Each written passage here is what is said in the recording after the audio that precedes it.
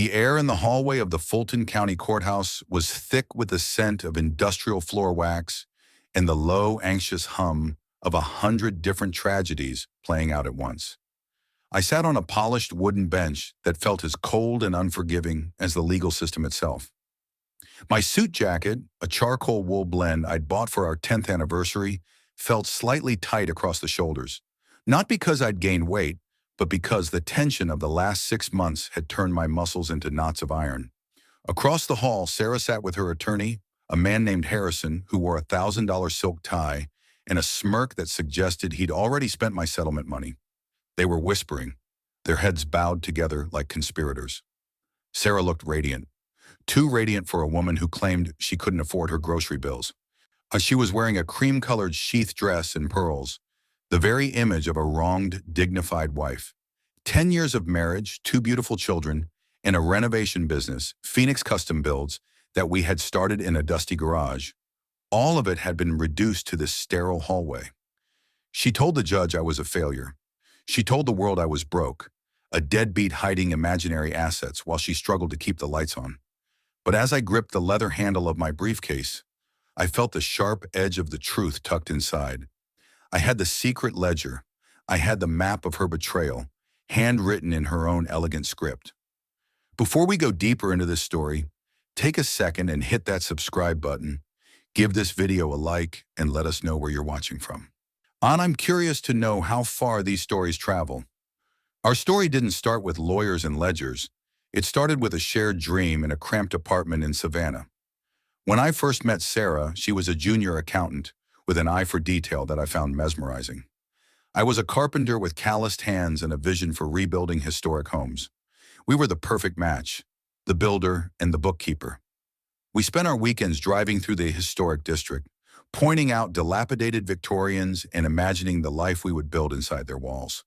When we launched Phoenix Custom Builds, I was the one on the scaffolding in the Georgia heat, swinging a hammer until my vision blurred and my knuckles bled. Sarah handled the invoices, the payroll, and the taxes. "You focus on the craft, David," she'd say, kissing my cheek as I walked through the door covered in sawdust and sweat. "I'll make sure our future is secure. You build the walls, and I'll build the wealth." I trusted her implicitly. Why wouldn't I? She was the mother of my children, the person I had promised to protect until my last breath. I never bothered to check the bank logins. I was too busy checking the level of a floor joist. As the business grew, the security she promised began to feel like a cage. By the time our youngest Leo started kindergarten, we were landing 6-figure contracts for luxury remodels in Buckhead. Yet according to Sarah, the business was struggling and on the brink of insolvency. She started implementing what she called austerity measures. It began with small things, cutting the cable package, only switching to generic groceries, but soon it escalated to my professional life. She cut my personal draw to a pittance, claiming we needed to reinvest every cent just to stay afloat. I lived on a $60 a week allowance, feeling like a teenager asking for gas money, while I worked 60-hour weeks to keep the crews paid and the clients happy. I remember wanting to buy a new set of titanium hammers to replace my rusted gear, and she made me feel like I was stealing food from our children's mouths just for asking. I lived in a state of constant, low-grade guilt, believing that my poor management was the reason we were always broke. The atmosphere in our home turned from warm to clinical. Every time I asked to see the year-end profit and loss statements, Sarah would sigh, her eyes filling with performative tears that made me feel like a monster. "Do you think I'm incompetent, David? Or do you just not trust me?" It was a brilliant psychological defense. By framing my financial curiosity as an attack on her character, she forced me into a position of constant apology. I started noticing small things, designer shopping bags tucked deep into the bottom of the recycling bin, or the way she'd snap her laptop shut with a violent click whenever I entered the home office. When I brought up the fact that our joint savings account seemed stagnant despite our high-end contracts, she blamed the rising cost of lumber and unforeseen insurance hikes. I wanted to believe her. I needed to believe her, because the alternative, that the woman I loved was systematically bleeding me dry, was too painful to contemplate. She was social engineering my downfall long before she ever filed for divorce, telling everyone in our social circle how hard she was working to save us from my financial incompetence. The end didn't come with a conversation. It came with a cold, professional betrayal. I was on a job site in Buckhead, overseeing the installation of a custom mahogany staircase, when a man in a nondescript windbreaker approached me. "David Sterling?" he asked. When I nodded, he handed me a manila envelope. "You've been served," he said, his voice flat and bored as if he hadn't just handed me a hand grenade. I opened the documents right there, surrounded by the smell of fresh wood and the scream of circular saws. Sarah wasn't just asking for a divorce. She was asking for sole custody of Leo and Maya, the house, and temporary spousal support. Because, according to her filing, I had squandered the family's wealth through gross negligence and hidden gambling debts. I felt the blood drain from my face. Gambling? I hadn't stepped foot in a casino in my life. The petition painted me as a volatile, financially reckless man who had left his family on the brink of ruin. Within 48 hours, a judge had signed an ex parte order granting Sarah temporary possession of the house. I was forced into a budget motel off Interstate 85, a place that smelled of stale cigarettes and regret. I was living out of a suitcase while she remained in the 4-bedroom craftsman we had spent 3 years renovating with my own 2 hands. My lawyer, Marcus, was realistic but grim. "On paper, David, you look like a disaster. Your joint accounts are empty. But your business accounts show massive withdrawals that Sarah claims were for business expenses you authorize. She's provided receipts for supplies that look legitimate at first glance. Unless we find where that money actually went, the court is going to see you as a deadbeat who blew the college fund." I felt like a ghost in my own life, watching from the sidelines as Sarah told the court she was destitute and needed me to pay for her legal fees using money I didn't have. Before we continue, take a second and share your thoughts so far on this story below. I read every single one. If you found out the person you trusted most had been planning your downfall for years, would you confront them immediately or wait for the right moment to strike? 2 weeks before our final hearing, fate handed me a key. I received a call from the local precinct. "Mr. Sterling, your ex-wife reported a suspected gas leak at the property, but she's out of town at a wellness retreat. The fire department needs someone with a key and knowledge of the HVAC to check the utility room in the garage." I arrived with the fire marshal, but once he cleared the area and left, I stayed in the garage for 5 extra minutes. I wasn't looking for jewelry. I was looking for my life. I started moving stacks of old Home and Garden magazines in the back of a storage cabinet I'd built myself.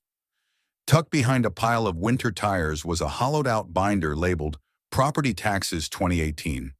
Inside wasn't a tax return. It was a black, leather-bound notebook. As I flipped through the pages, my heart hammered against my ribs. It was a ledger, meticulous, detailed, and written in Sarah's neat looping cursive. It wasn't just a record of money. It was a record of every lie she'd told me for 5 years. I took the ledger to a forensic accountant named Miller. He spent 3 days in a dark room with a highlighter and a calculator, cross-referencing Sarah's handwritten notes with the digital losses she'd reported to our tax preparer. "It's a masterpiece of embezzlement, David," Miller said, his voice filled with a begrudging professional respect. "She wasn't just taking a little off the top. She was creating fake vendors, entities like Luna Holdings and Greystone Consulting, and paying them for services that didn't exist. The ledger showed that while she was telling me we couldn't afford a family vacation, while she was moving $50,000 at a time into offshore accounts in the Cayman Islands under her maiden name. She had even been skimming from the kids' 529 college funds to pay for consulting fees that went straight into her private pocket. She wanted me to be broke in the eyes of the law so that I would be too weak and too poor to fight for the kids. She had turned our marriage into a long con heist. The day of the final hearing arrived. The courtroom was a sea of oak paneling and heavy silence. Sarah sat at the petitioner's table, looking fragile and pale, wearing a modest gray suit that screamed poverty-stricken mother. Her attorney, Harrison, began his opening statement with a flourish of theatrical indignation. "Your Honor, today we see the tragic conclusion of a marriage destroyed by one man's greed and irresponsibility." Harrison proclaimed, gesturing toward me as if I were a stain on the floor. My client, Mrs. Sterling, has spent the last year trying to pick up the pieces of a business her husband drove into the ground. He claims he has no assets, yet we believe he has hidden his winnings while leaving his children in a state of precarious instability.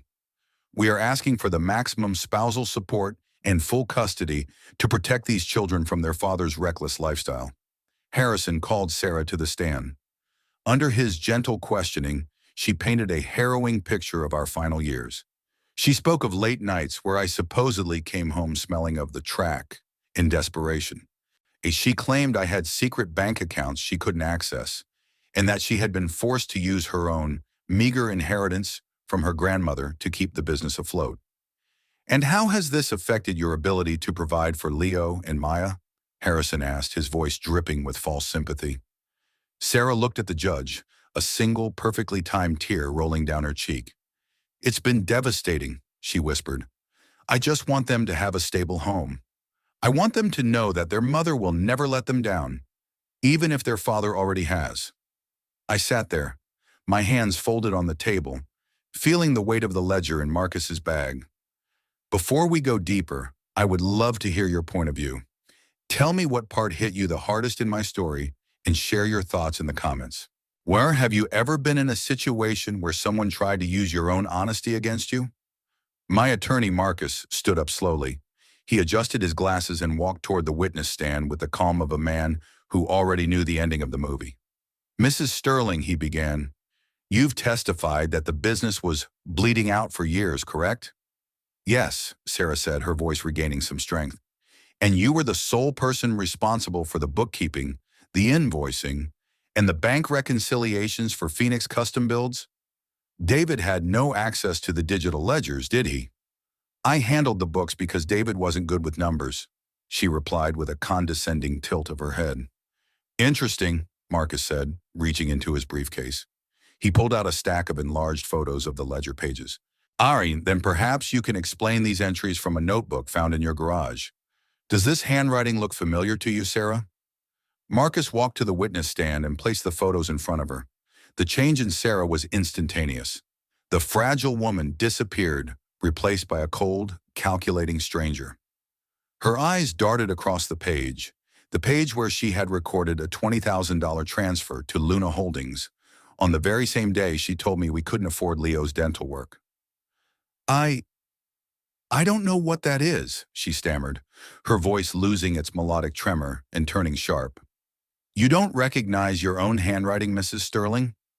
You don't recognize the account numbers for the offshore holdings you established in 2023? Well, because we've matched these numbers to your personal IP address. Harrison was on his feet, objecting wildly about ambush tactics. But Judge Miller held up a hand. Her eyes were fixed on Sarah. The witness will answer the question, the judge said, her voice like cracking ice. Marcus didn't stop. He presented the bank records we had subpoenaed once we had the ledger's roadmap. We showed the court the consulting fees Sarah had paid to her sister in Charlotte, which were immediately wired back to Sarah's private accounts. We showed the material costs for luxury renovations on properties we never worked on. We showed the judge that the gambling debts Sarah had accused me of were actually cash withdrawals she had made herself at various ATMs near the mall and high-end boutiques. She hadn't just stolen our money, she had stolen my reputation as a father to ensure she wouldn't have to share the spoils of her theft. Judge Miller's expression went from neutral to glacial as she looked at the ledger, then at Sarah, who was now visibly shaking.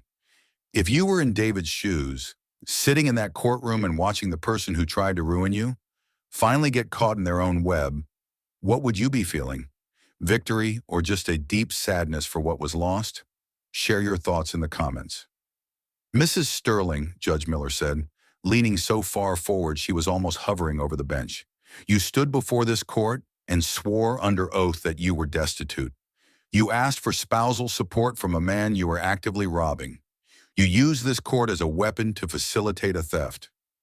The judge didn't wait for a response.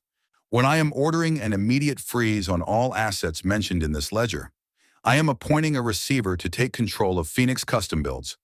Furthermore, I am referring this entire file to the district attorney for a full investigation into bankruptcy fraud, embezzlement, and multiple counts of felony perjury. Sarah let out a small, strangled sob, but the room remained silent.